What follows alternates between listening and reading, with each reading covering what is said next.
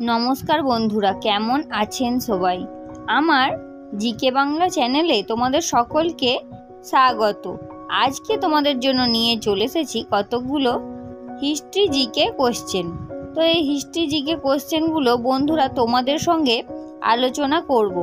তার আগে তোমরা আমার এই জিকে বাংলা চ্যানেলটা সাবস্ক্রাইব করে দাও। বন্ধুরা, আজকের আলোচনার বিষয় হলো আঞ্চলিক শক্তির আধিপত্য বিস্তার।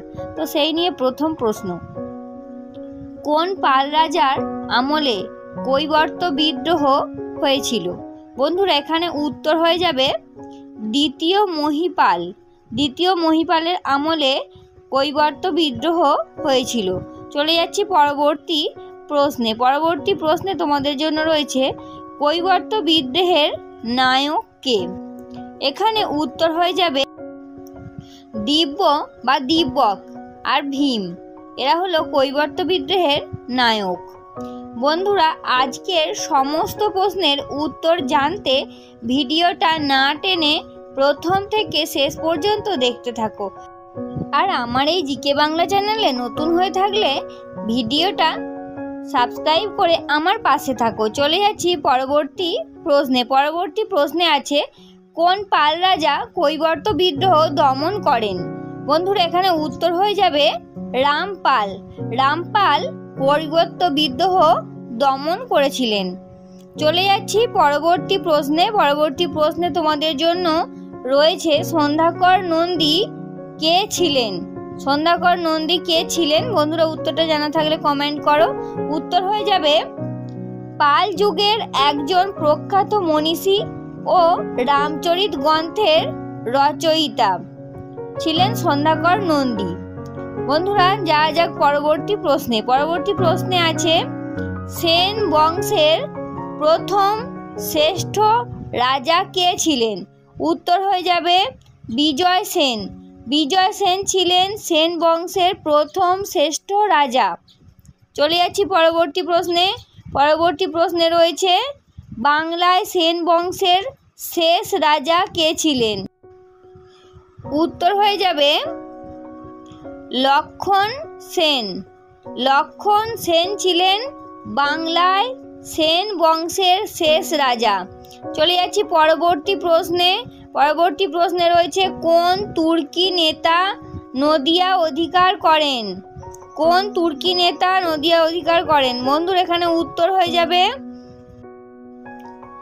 ইখতিয়ার উদ্দিন মোহাম্মদ বিন বখতিয়ার খলজি।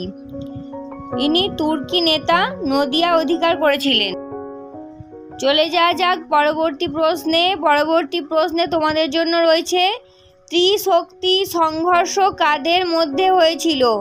উত্তর হয়ে যাবে পাল, প্রতিহার, রাষ্ট্রকূট শক্তির মধ্যে হয়েছিল। পাল, প্রতিহার, রাষ্ট্রকূট এই তিনটি শক্তির মধ্যে ত্রিশক্তির সংঘর্ষ হয়েছিল। চলে যাচ্ছি পরবর্তী প্রশ্নে। বাংলার কোন রাজাকে পরাস্ত করে তুর্কিরা বাংলা দখল করে? উত্তর হয়ে যাবে সেন বংশীয় রাজা লক্ষণ সেন। লক্ষণ সেনকে পরাজিত করে তুর্কিরা বাংলা দখল করেছিল। চলে যাচ্ছি পরবর্তী প্রশ্নে। পল্লব বংশের প্রথম রাজা কে ছিল? পল্লব বংশের প্রথম রাজা কে ছিল? উত্তর হয়ে যাবে শিব স্কন্দ বর্মন। শিব স্কন্দ বর্মন পল্লব বংশের প্রথম রাজা ছিল। চলে যাচ্ছি পরবর্তী প্রশ্নে। পল্লব বংশের শেষ শ্রেষ্ঠ রাজা কে ছিলেন? উত্তর হয়ে যাবে নরসিংহ বর্মন। নরসিংহ বর্মন ছিলেন পল্লব বংশের শেষ শ্রেষ্ঠ রাজা।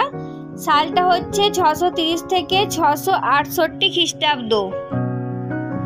যা যাক পরবর্তী প্রশ্নে। পরবর্তী প্রশ্নে তোমাদের জন্য রয়েছে, পল্লব বংশের শেষ রাজা কে?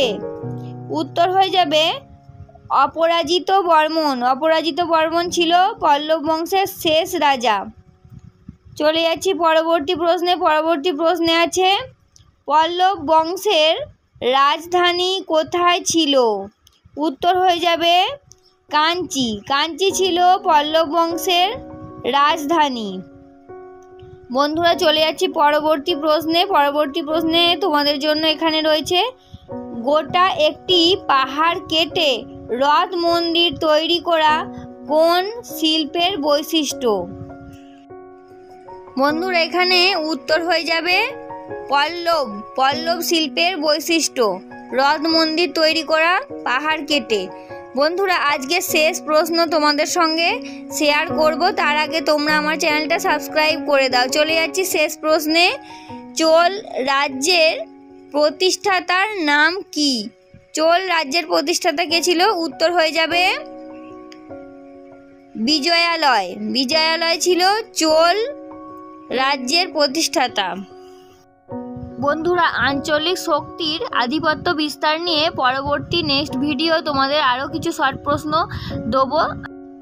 আজকের মতো হিস্ট্রি আলোচনা এখানেই শেষ করছি। আজকের হিস্ট্রি আলোচনা বা ভিডিও তোমাদের কেমন লাগলো তোমরা কিন্তু কমেন্টে অবশ্যই জানাবে। আর এই ধরনের নতুন নতুন ভিডিও বা নতুন নতুন ইতিহাসের প্রশ্ন, শর্ট প্রশ্ন জানতে তোমরা আমার এই জিকে বাংলা চ্যানেলটা সাবস্ক্রাইব করে দিতে একদম ভুলবে না কিন্তু। বাই বাই বন্ধুরা।